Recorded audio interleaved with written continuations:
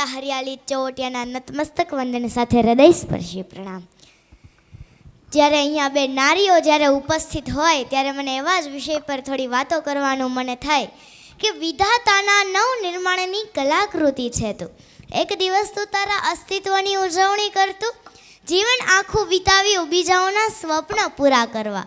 એક દિવસ તો તારા સ્વપ્નને મુક્ત મને ઉડવા દેતું. તારી ઉત્તમ ઉડાન આગળ ગગન પણ લાગે નાનું, તારી ઉત્તમ ઉડાન આગળ ગગન પણ લાગે નાનું, તારી વિશાળ પાંખોને હેઠળ વિશ્વ જીતશે તું.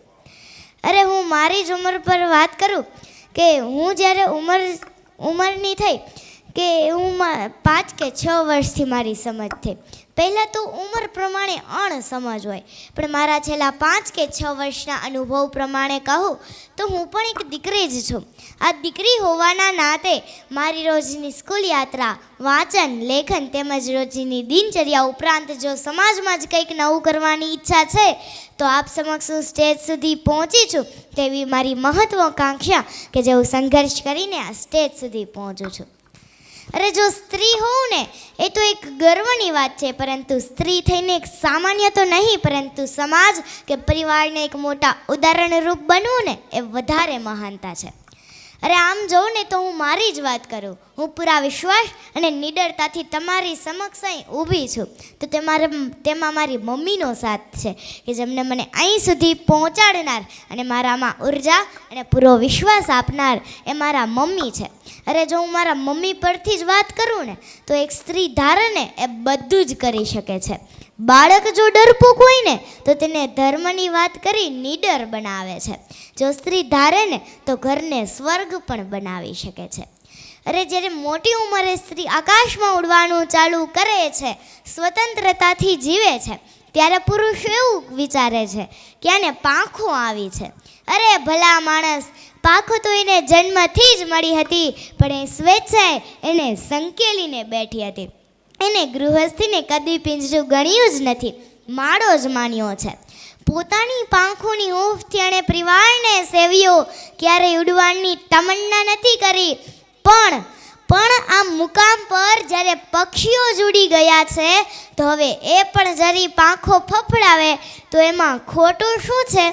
તેને આકાશ નથી જોઈતું, તેને ઉડીને ચાલ્યા પણ નથી જવું, તેને તો બસ થોડી અમસ્થી મોકળાશ જોઈએ છે.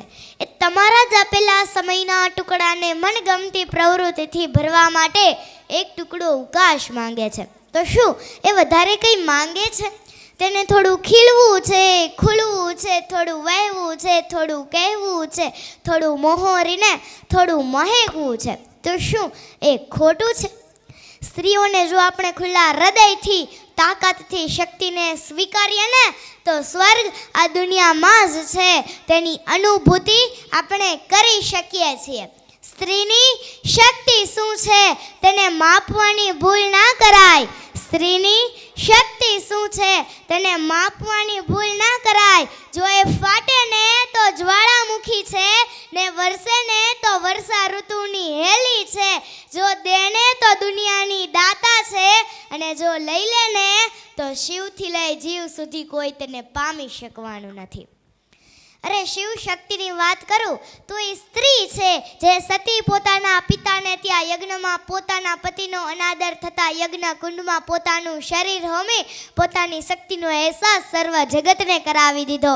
અને વીજ માતા સીતાએ પોતાના પતિ રામના વનવાસ ગાળામાં રાજપાટ મૂકી 14 વર્ષ વનવાસ ભોગવ્યો. અને વીજ વિરાંગના ઝાંસીની રાણી લક્ષ્મીબાઈ કે જેમણે પોતાની શક્તિથી દુશ્મનોના દાંત ખાટા કરાવી દીધા હતા. જો સ્ત્રી દુનિયામાં હોય કે વાત હોય અવકાશની, આ નારી છે કલ્પના ચાવલા અને સુનીતા વિલિયમ્સ કે જેમણે પુરુષોની સાથે જઈ અવકાશની સફર કરાવીને પોતાની શક્તિનો અહેસાસ સર્વ જગતને કરાવી દીધો. અને હમણાં જ પહલગામમાં જ્યારે આતંકવાદી હુમલો થયો ત્યારે મારા દેશની 2 જ દીકરીઓએ રાતોરાત એ હુમલાનો બદલો વાળ્યો, જેને મોદી સાહેબે ઓપરેશન સિંદૂર નામ આપ્યું. જો સ્ત્રી સામાજિક ક્ષેત્રમાં હોય કે વિજ્ઞાન ક્ષેત્રમાં કે પછી વાત હોય સંવાદની, એ ક્યાંય પાછળ રહેતી નથી, પરંતુ માત્ર શરત એ છે કે પુરુષ પ્રધાન યુગમાં મહિલાને સન્માનની તક આપવી જોઈએ. અહીંયા જેટલી પણ મારી માતો અને મારી બહેનો બેઠી છે ને, મને ક્યારનું એમ થાય છે કે આ કેટલી સશક્ત છે. આ મારી માતો અને મારી બહેનો માટે હું એક લાઈન બોલું કે you can do it anything. એનો મતલબ એવો છે કે તમે કંઈ પણ કરી શકો છો, તમારા માટે કંઈ પણ અશક્ય નથી. બસ એક છેલ્લી પંક્તિ બોલી મારી વાણીને હું વિરામ આપીશ કે પ્રારબ્ધને અહીં ગાંઠે કોણ, પ્રારબ્ધને અહીં ગાંઠે કોણ, હું પડકાર ઝીલનારી માણસ છું, હું પડકાર ઝીલનારી માણસ છું. હું તેજ ઉછીનું લઉં નહીં, હું તેજ ઉછીનું લઉં નહીં, પણ હું જાતે બળતું ફાનસ છું, હું જાતે બળતું ફાનસ છું. Thank you. જય હિન્દ, જય ભારત, ધન્યવાદ.